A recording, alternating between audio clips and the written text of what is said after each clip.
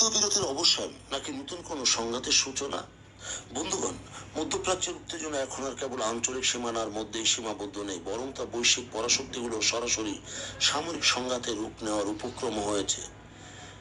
পারস্য উপসাগরে বাণিজ্যিক জাহাজে ইরানের হামলা এবং তার জবাবে মার্কিন যুক্তরাষ্ট্রের সামরিক পদক্ষেপের পর পরিস্থিতি এক চরম অনিশ্চয়তায় মোড় নিয়েছে।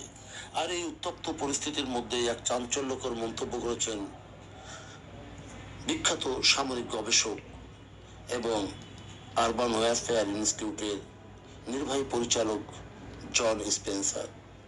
তিনি বলেন, পারস্য উপসাগরের মার্কিন ঘাঁটিতে ইরানের হামলাগুলো কোনোভাবেই যৌক্তিক নয়। একই সাথে তিনি পরিস্থিতিকে কোনো সাধারণ উত্তেজনা বৃদ্ধি হিসেবে দেখতে নারাজ। তার মতে এটি আসলে দুই পক্ষের মধ্যে পরোক্ষভাবে বজায় থাকা যুদ্ধবিরতির আনুষ্ঠানিক অবসান।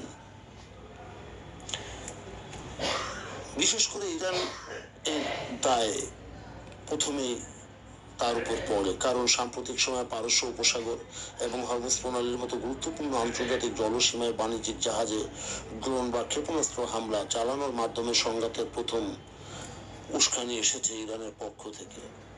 এর জবাবে মার্কিন যুক্তরাষ্ট্র যখন পাল্টা ব্যবস্থা নিয়েছে, তা কেবল আত্মরক্ষা এবং শুধুমাত্র আন্তর্জাতিক নৌপথে নিরাপত্তা নিশ্চিত করার প্রয়াস মাত্র। ইরান যখন মধ্যপ্রাচ্যে অবস্থানরত মার্কিন সামরিক ঘাঁটিগুলোকে লক্ষ্যবস্তু বানায়, তখন তারা এটিকে মার্কিন আগ্রাসনের বিরুদ্ধে পাল্টা জবাব হিসেবে দাবি করে।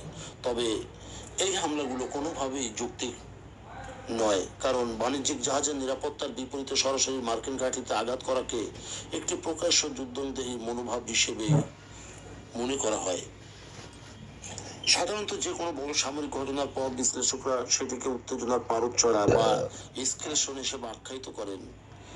তবে এটি এখন ইরান ও মার্কিন যুক্তরাষ্ট্রের মধ্যে পর্দার আড়ালে বা অলিখিতভাবে যে সংঘাতহীন অবস্থা বা ক্যাশ ফায়ার বজায় ছিল, ইরানের এই উস্কানিমূলক পদক্ষেপের মাধ্যমে সেই আপাত শান্তিকালীন পর্বের স্থায়ী সমাপ্তি ঘটল। অর্থাৎ এটি নতুন কোনো যুদ্ধ শুরু হওয়া নয়, বরং চলমান একটি প্রচ্ছন্ন যুদ্ধ অবস্থার পূর্ণাঙ্গ রূপ ধারণ করা মাত্র। যেভাবে এই যুদ্ধ অবস্থা রয়েছে, তা যদি দীর্ঘমেয়াদে সত্যি বলে প্রমাণিত হয়, তবে বিশ্বের উপরে মারাত্মক প্রভাব পড়তে বাধ্য।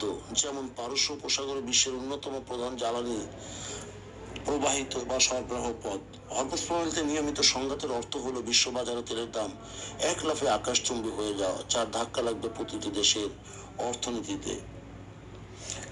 এতদিন ইরান ও মার্কিন যুক্তরাষ্ট্র বিভিন্ন প্রক্সি গ্রুপ ও আঞ্চলিক মিত্রদের মাধ্যমে একে অপরের উপর চাপ সৃষ্টি করত, কিন্তু বর্তমানে এই যুদ্ধবিরতি ভেঙে যাওয়ার মানেই হলো এবার দুই দেশ সরাসরি পরস্পরের মুখোমুখি হতেই পারে।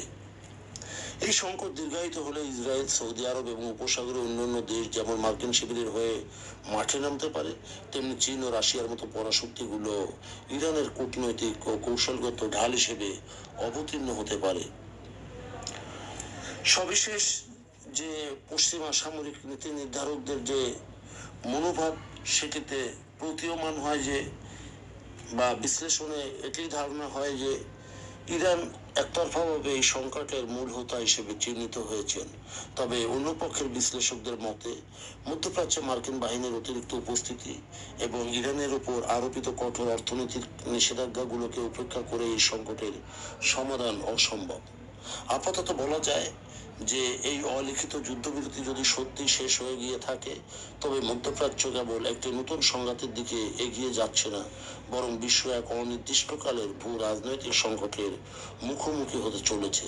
বন্ধুগণ, যদি আমাদের এই তথ্য গল্প আপনার ভালো লাগে, তাহলে লাইক এবং শেয়ার দিন, এবং এখন আজ আমাদের সঙ্গে থাকার জন্য ধন্যবাদ। আমাদের ফলো দিন এবং সাবস্ক্রাইব করুন।